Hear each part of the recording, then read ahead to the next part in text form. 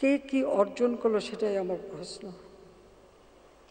আমার কাছে ক্ষমতা তো ভোগের বস্তু না, আমি তো আয়াস আরাম করার জন্য ক্ষমতা আসিনি। আমি দিন রাত অক্লান্ত পরিশ্রম করেছি বাংলাদেশটাকে একটু উন্নত করতে, এবং সেটা আমি সফলভাবে করতে পেরেছি।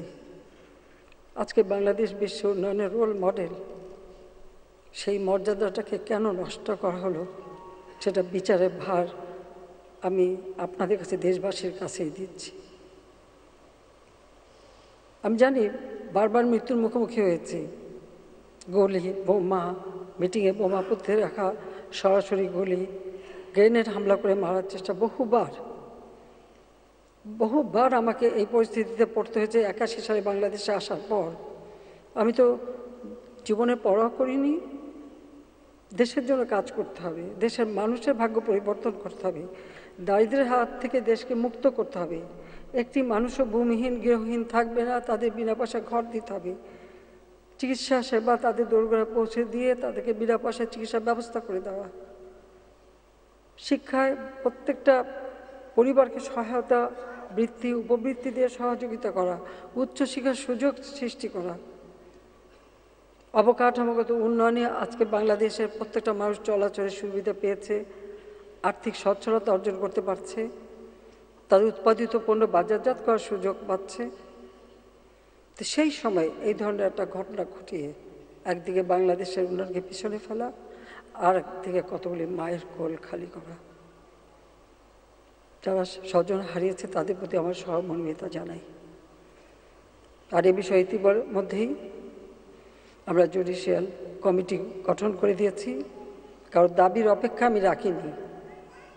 আমি তার আগেই জুডিশিয়াল কমিটি করে দিয়ে, এবং আজকে আবার আমি নির্দেশ দিয়েছি, আমরা একজন জজ সাহেবকে দিয়ে করেছিলাম, সেখানে আমি বলেছি আরও 2 জন জজ সাহেব দিয়ে, আরও 2 জন লোকবল বৃদ্ধি করে দিয়ে, এবং তার তদন্তের পরিধি বাড়ানো।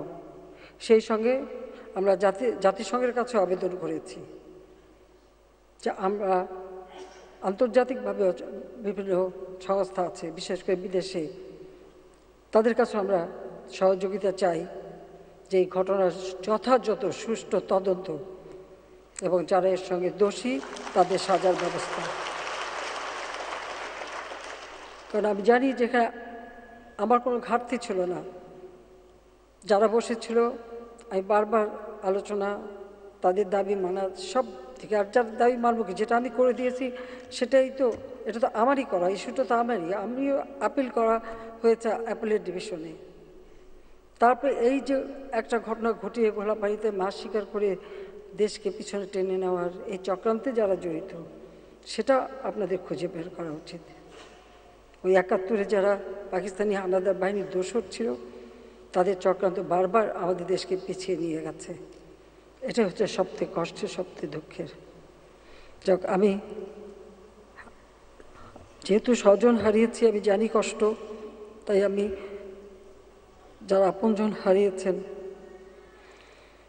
তাদের প্রতিও আমার সহমর্মিতা জানাচ্ছি। কোনো স্থাপনা ধ্বংস করেছে, স্থাপনা যেগুলি ধ্বংস করেছে সেগুলি তো পুনর্গঠন করা যাবে, কিন্তু যে প্রাণগুলি ঝরে গেল সেগুলি তো আমরা ফিরে পাবো না।